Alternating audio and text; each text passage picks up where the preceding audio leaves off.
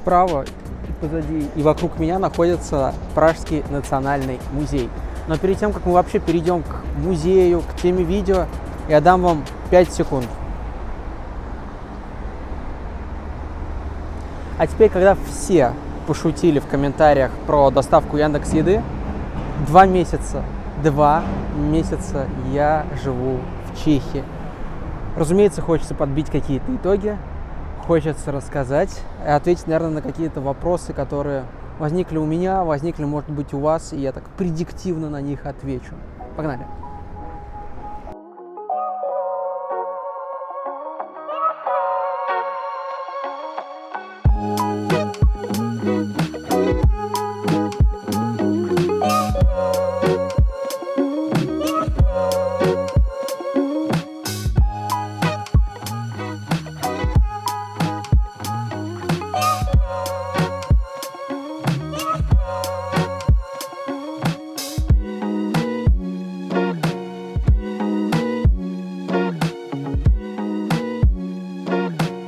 Но дабы это видео не превращалось в простой разговор меня о себе любимом, только образовательного контента. Итак, Пражский национальный музей был заложен в 1818 году, строился в период с 1885 по 1890 годы, если мне память не изменяет и сайты не наврали.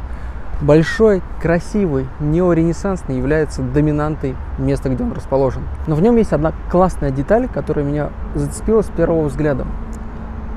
По всей площади здания расположен пантеон, и также высечены имена 72 самых влиятельных, самых важных исторических деятелей чешской истории. Также этот музей задумывался как сокровищница национальной культуры. Подчеркиваю слово «национальный», потому что если вы почитаете, что происходит сейчас с Британским национальным музеем, то его чехвостят уже все и в хвост, и в гриву, потому что его огромная коллекция исторических вещей, исторических сокровищ была, как бы, мягко говоря, скоммунизирована в период экспансии британских колоний и Великобритании по всему свету. И поэтому сейчас все культуры, у которых награбили, пытаются это награбленное вернуть. Здесь же нет, здесь все четко. Национальная история, только Чехия, только хардкор. 2 месяца.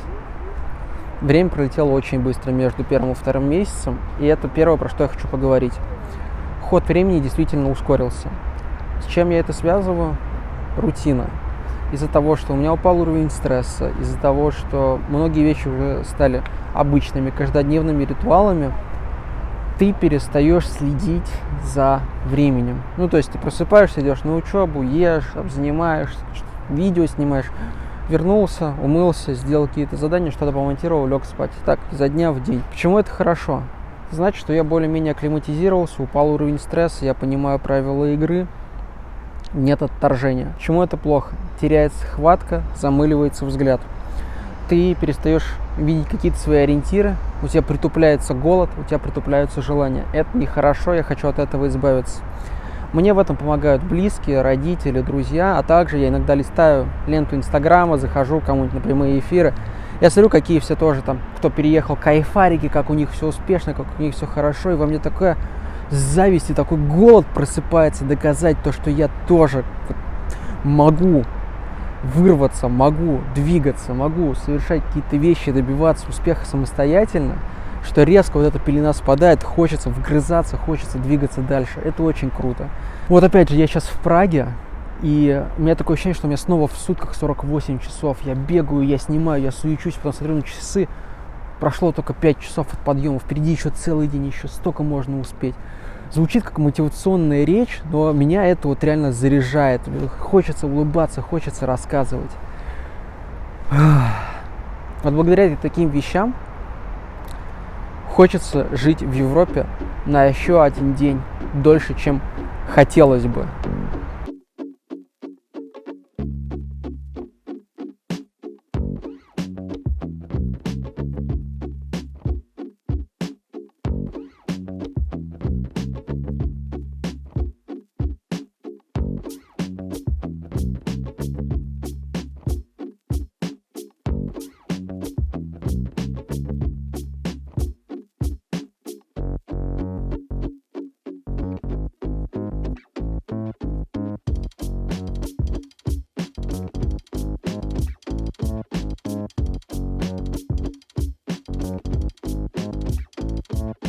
Я сейчас нахожусь с тыльной стороны, возможно, самой главной, либо одной из самых главных достопримечательностей Праги. Это Староместская ратуша и Орлой. Потому что снимать с лицевой стороны просто невозможно. Там такой поток туристов, несмотря на холодную погоду, что мама не горюй. Вот, да? Тут еще по периметру на площади Рождественская ярмарка. Рождественская ярмарка не работает, потому что у нас ввели ЧС, коробковирус, вот это все, ничего не работает. Но при этом толпу людей без масок смотрят на Орлой. Кто такой, чтобы осуждать? Штука действительно исторически важная, она была основана в 1410 году, по крайней мере в 1410 году было первое упоминание.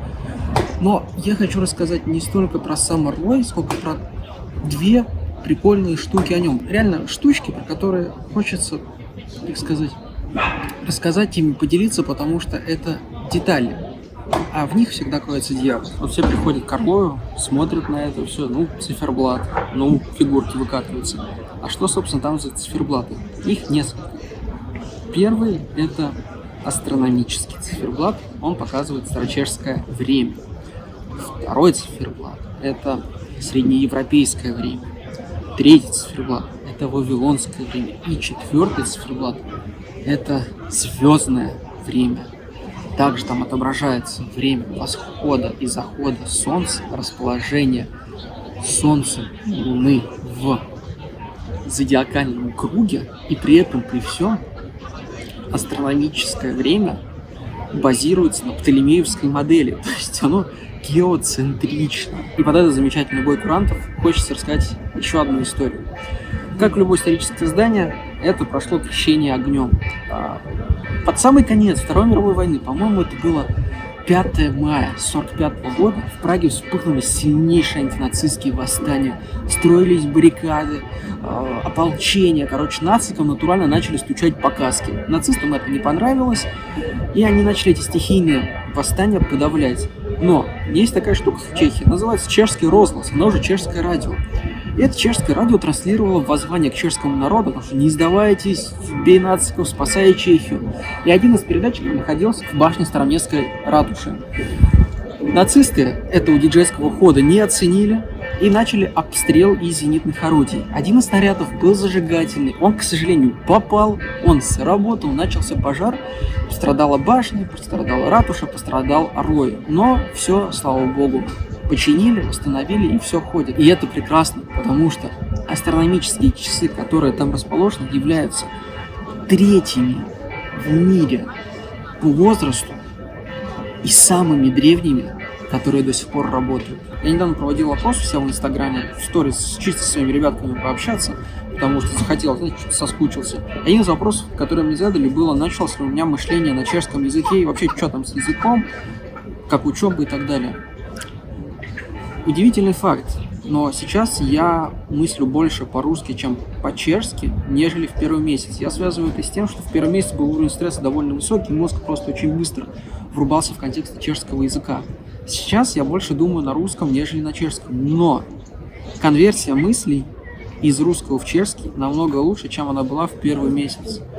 То есть мой чешский не так плох, как я думаю, он улучшается с каждым днем. Есть затыки. Бывают такие проблемы, что какая-то тема, какой-то диалог у меня выходит за рамки моего языкового багажа, и я начинаю троить.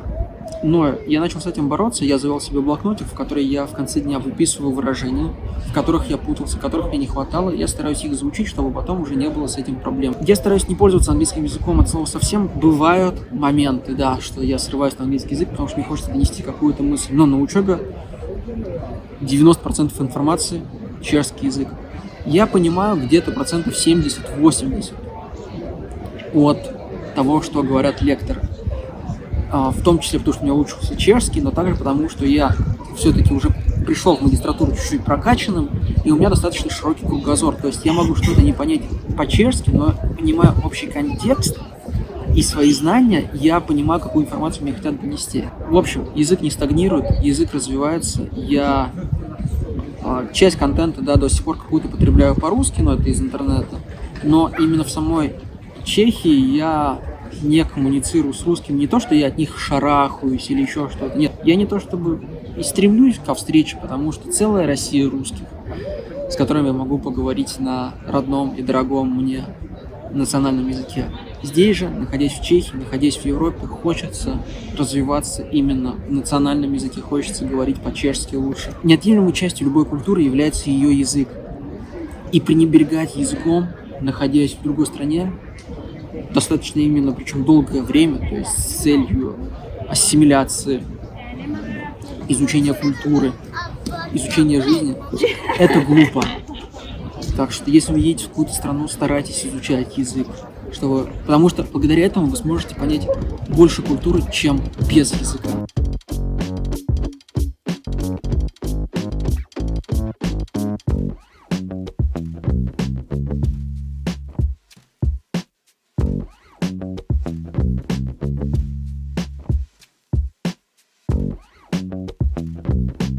Позади меня располагается Карлов мост, еще одна главная достопримечательность Праги.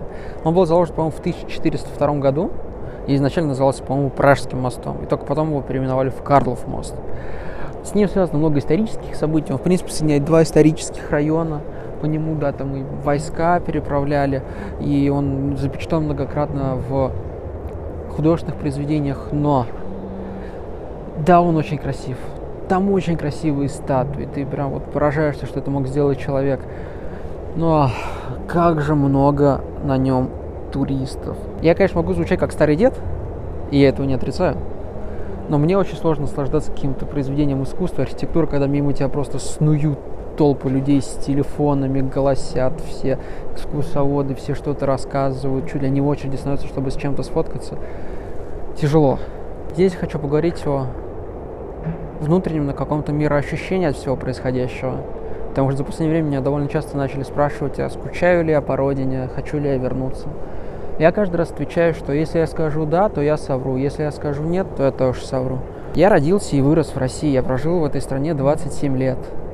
Я полностью сформирован ей как культурная единица и как человек. Но я четко понимаю, почему я уехал, да, там смотреть другие страны, смотреть Европу, смотреть Чехию в частности. У меня на это свои, да, причины, свое мировоззрение такое. Разумеется, я скучаю по своим родителям. Разумеется, я скучаю по своим друзьям. Иногда, да, я вот иду по улице, и мне бах, и очень хочется вточить хачапури по-аджарски или пиццу, как его мама готовит. Такое бывает, разумеется. Это издержки иммигрантства, скажем так. Я всегда успею вернуться в Россию. Это не такая большая проблема. И, знаете, вот сидеть и прям тосковать, что вот, я такой бедный, несчастный, вдали от родины, такого чувства у меня нет. Я рад, что я сейчас в данный момент именно в такое интересное время нахожусь в другой стране, в Европе, смотрю на других людей, впитываю другую культуру.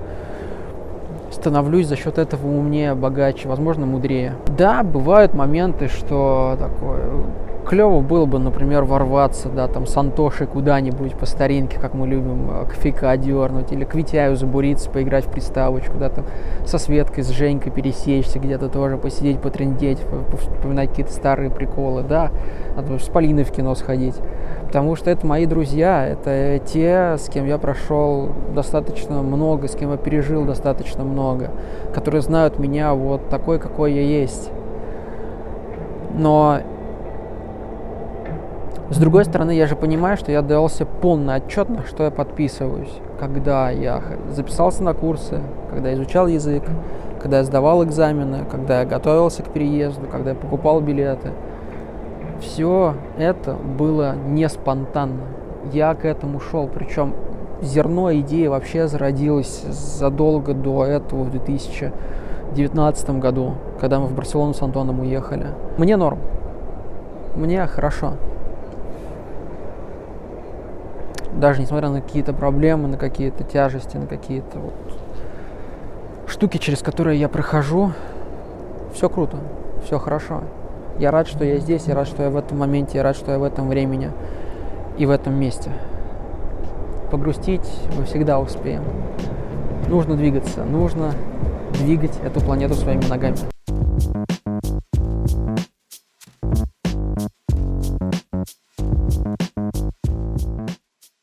Вот это великолепное здание, которое находится за моей спиной, это капелла Святого Вацлава, также известно как собор Святого Вацлава, Войтаха и Вита. Рассказать какую-то одну часть про него просто невозможно, хотя бы потому, что исторически это здание было заложено в 925 году. Сколько в нем людей захоронено, как оно строилось, какие там фрески, там вообще просто, чтобы его пропылесосить, внимательно просмотреть, нужно, по-моему, отдельный день выделять. Поэтому просто предлагаю вам насладиться теми кадрами, которые я подснял, насладиться этой прекрасной готической и неоготической архитектурой. Возможно, это передаст хотя бы часть того впечатления, тех эмоций, которые я пережил, когда смотрел и изучал его.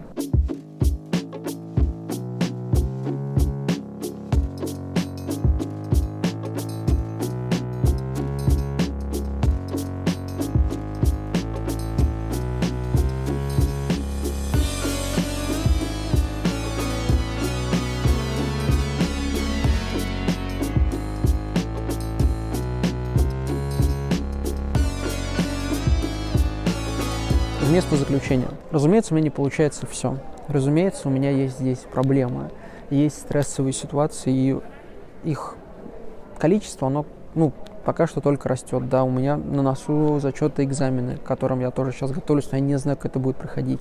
Непонятно, как у нас сложится эпидемиологическая обстановка, как это все будет крутиться. Нужно, да, уже потихонечку искать работу, потому что деньгами, которые есть, но мне нужно заработать примерно столько же, сколько я и потратил, чтобы подтвердить визу уже потом, да, в следующем году. Опять же, да, там эти деньги нужно, чтобы там на проживание, на продукты, на все, потому что вам, конечно, большое спасибо за донаты, но это не рассматриваю как источник постоянного дохода, это просто ваша непостоянная финансовая благодарность мне за контент. Очень приятно, большое спасибо, но это не отменяет того, что нужно найти работу, да, там, опять же, нужно постоянно практиковаться в языке, в общем, задачки накапливаются, все это как бы определенный отпечаток накладывает, но мы не вешаем нос, мы не унываем.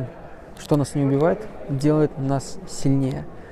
Я знакомлюсь с людьми, с иностранцами, которые приезжают в эту страну, которые в этой стране работают, и чем я хуже. Все задачи, все вопросы, они все решаемы, потому что не я один с ними столкнулся, не я один через них проходил, а раз другие люди смогли это сделать, то я смогу.